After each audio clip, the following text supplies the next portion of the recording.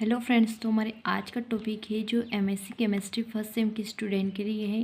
Paper second का topic है unit first का रिसोनेंस यानी अनुनाद। रिसोनेंस क्या होता है? केमिस्ट्री में रिसोनेंस कुछ अणु या आयनों में बॉन्डिंग का वर्णन करने का एक तरीका है।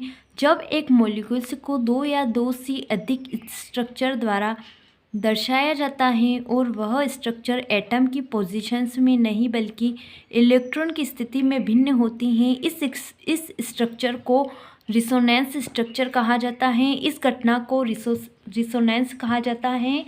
एग्जाम्पल है इसका। अगला पॉइंट है रूल्स ऑफ रिसोनेंस। सभी कोनिकल स्ट्रक्चर को लेविस मेथड के अकॉर्डिंग लिखा जाना चाहिए। जहां आवश्यक हो वहां lone pair electron negative position charge को भी दिखाना चाहिए। हम जितने भी रिसोनेटिंग स्पीसीज बनाएंगे उसमें एटॉमिक न्यूक्लियस की पोजीशन समान होनी चाहिए। एग्जाम्पल है ethylene CH2 double bond CH2 reaction CH3-CH। किसी भी मॉलिक्यूल्स के स्ट्रक्चर में अनपेयर्ड इलेक्ट्रॉन की संख्या समान हो। एग्जाम्पल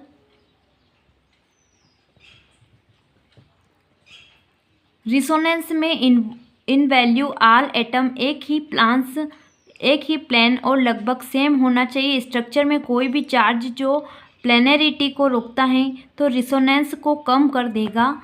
अगला है स्टेबिलिटी ऑफ रिसोनेंस स्ट्रक्चर। रिसोनेंस स्ट्रक्चर में यदि कम कोवैलेंट बॉन्ड उपस्थित हैं तो वह कम स्टेबल और अधिक कोवैलेंट बॉन्ड उपस्थित हो तो वह अधिक स्टेबल होगा। एग्जाम्पल है CH2 double bond CH single bond CH double bond CH2 reaction CH2-CH-CH double bond CH2 reactions CH2-CH double bond CH-CH2।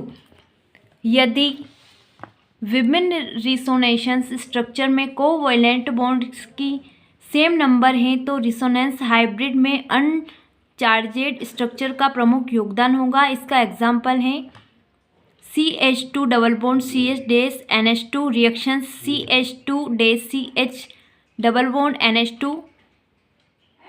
यदि रिसोनेंस स्ट्रक्चर में चार्ज यदि एक दूसरे के करीब हो तो वह स्ट्रक्चर अधिक स्टेबल होगा। इसका एग्जाम्पल है जिसमें मोर स्टेबल और लेस स्टेबल होते हैं। स्ट्रक्चर में इलेक्ट्रोपॉजिटिव के अनुसार प्लस चार्ज और इलेक्ट्रोनेगेटिव एटम पर नेगेटिव चार्ज हो तो वह अधिक स्टेबल होगा। इसका एग्जाम्पल है